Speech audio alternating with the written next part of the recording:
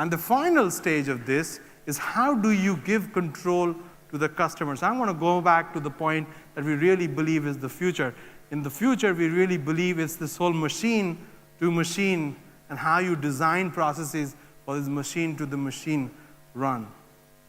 And one of the truths about your customer is that he's really jumping across channels to finish what you traditionally thought was one transaction.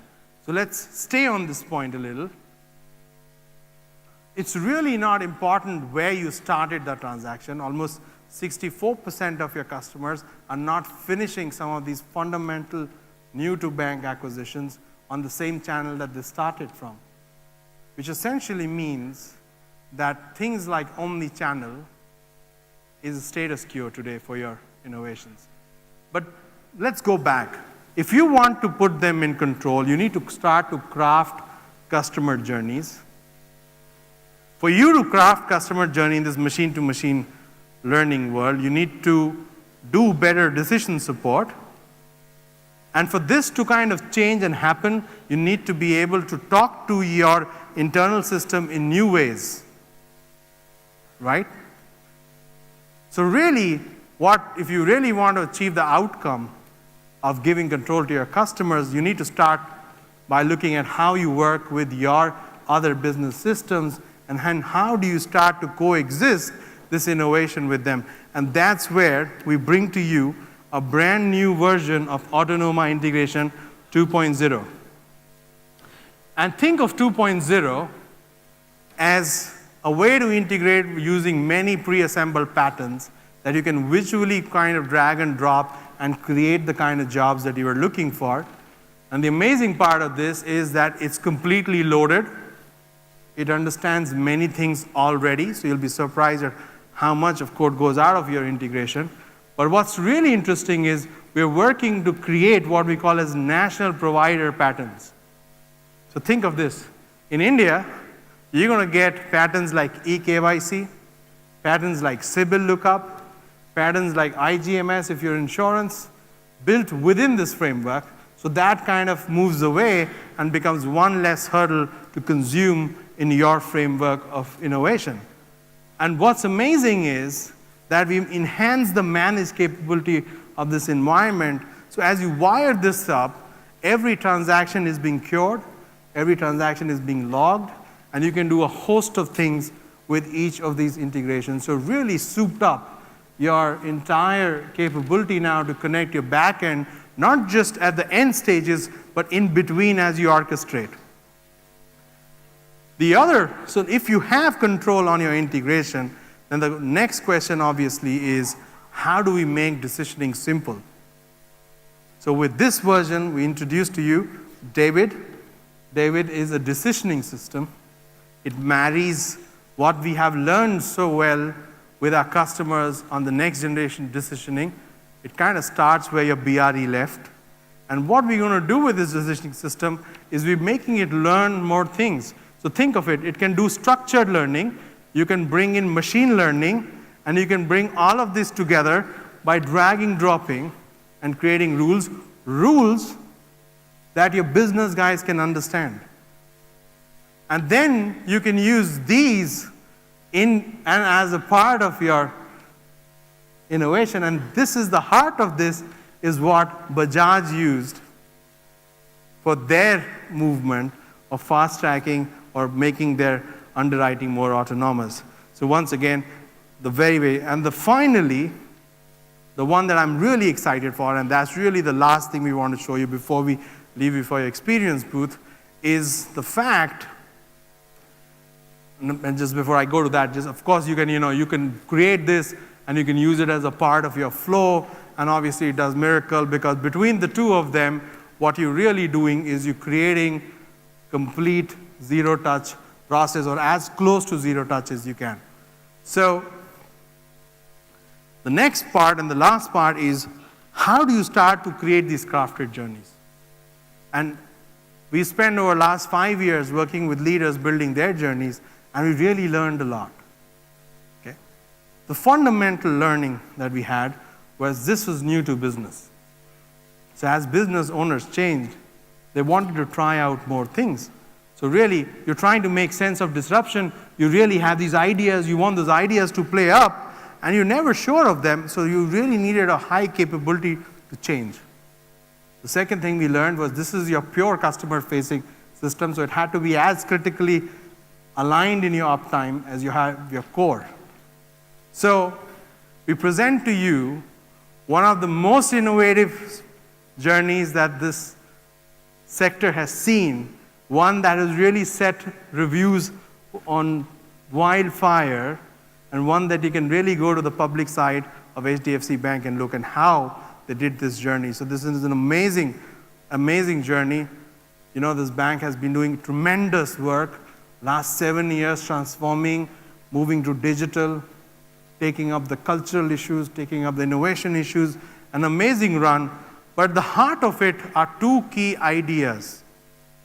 The first idea is, what is omnichannel? Clearly understood. To us, omnichannel is something where you can move between channels with the same simplicity as we call it the start, stop, resume. You really don't need to change stuff. You can resume in the other channel where you left from the last channel. And that's one of the most interesting journeys that we've really created, and that's the core. What this also allows you to do, it allows you to get as close to this reality as possible. So let me try and build this up for you. In the old world, you would fill a form, you would send that form to decisioning, right? So that's what Digital 1.0 was. We would make screens, we would have the BPM that used to run your decisioning, you used to have an operation that was fast tracking it, and really you weren't changing much in the process, but for the fact that now your documents were going digitally. That was where it all started, remember? And in 2.0, we understood as the volumes picked up that, oh, I need my workforce to have an access to this, and you started to do this with your CRM, right? And the advantage that you got was you could move things that you were doing downstream, upstream. So let me give you an example. The idea of digital is, I take the minimum number of fields, let's just say 10 fields, then I go back between the first screen to the other screen, I do the following. Number one, I check whether you're eligible for the product. Number two, if you're eligible, I check your credit score, whether you're a good guy to give a loan or not.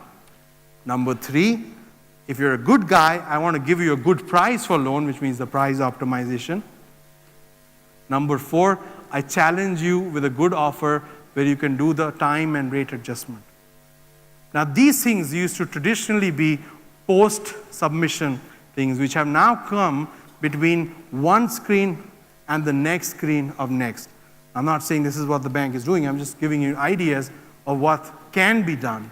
And really, for us, that meant you really could not do those with screens in CRM.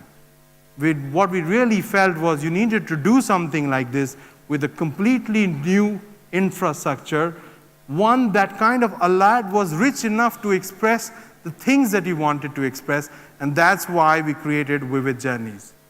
So think of Vivid Journeys as journeys that can be created by you, not tied to the UX expressions that we bring to you.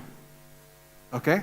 So you can engage the best designers, you can create your ideas, and you can simply use these platforms to create those journeys. And between those two journeys, you can really move up things that used to happen downstream in the process upstream.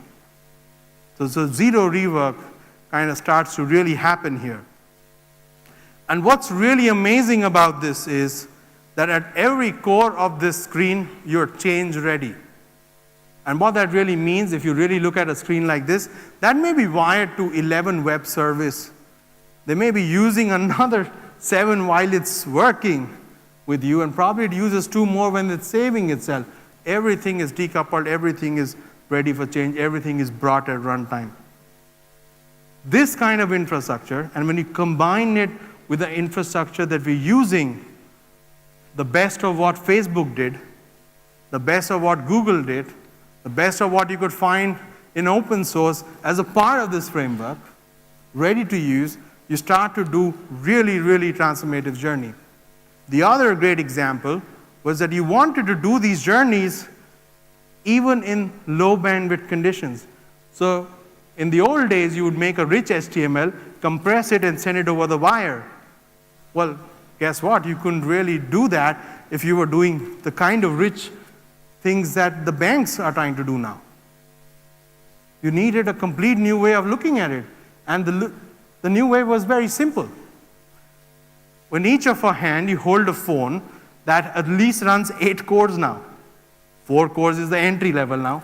8 core is what you'll buy as what they call as the premium segment of customers, which meant, was it possible for me to send down some XML instructions onto the phone and then kind of recreate this magic on the client side? And that's really the heart of this technology that we get to you. But this technology is so powerful when you start to club this with the power of order flow that it can really, really change transformation. And if you were to go to the website today for Hdfc Bank, what an amazing experience you'll have with the way the same two-wheeler loan is being reimagined. Phenomenal, across anything and all. So once again, guys, a big hand for the bank, which has once again led with innovation, has tried these kind of things for us. Now, I was trying to get to somebody to talk on this. Can I have hands? Naveen, can I? Munish? Okay. Awesome. Munish is the... Munish, first, congratulations. That's really awesome. And you know, it's been like a 7 years non-stop transformation for HDFC Bank. Oh yeah, you know, it's such a hard work. I'm going to send you a bill for royalty because somebody else is doing it in 4 months and 1 year. So that is very true. Yeah. That is very true. And Manish, just for our understanding, I mean, this is just the start of your digital transformation. You guys are really wanting to become a digital-first bank. We were born digital, so I think this is a big myth that we want to be a digital bank. The fact that we invested in such a platform in 2006-07 itself says that this is like digital 5.0 for us. True. So for us, the key driver for business is that how can we create and give an experience to the customer of whether it is a loan product the customer wants to consume, whether he wants a card to start shopping within, say, 30 minutes of making an application. This is hard, actual card being sent for commerce, not just an in-principle approval. For us, if a corporate can do a planning better with our business teams, that's where digital is. And end of the day, I think if the digital doesn't result in the portfolio quality being strong enough and keep the portfolio healthy, then it is just for the sake of doing digital. So we are very, very focused on that. What does approval turnaround time mean in the context of a portfolio quality? So all of that. So our digital evangelism in HDFC Bank is touching every single process, back end, front end, corporate, retail, credit card business, or business banking. Awesome. Awesome. Thank you so much. A big hand for HDFC Bank.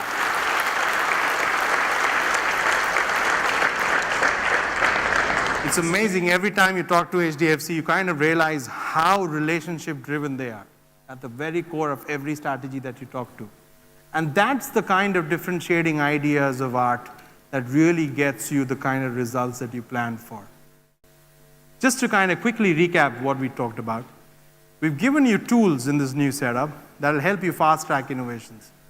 We've given you tools that will help you make your workforce more effective, replicate behaviors that you really find it hard when you have a large workforce. And I've given you a platform with which you can really go directly to the customer and allow him to do more in a variety of ways, and you really don't have to get constrained with what you kind of buy. So amazing kind of innovations that even these leaders are doing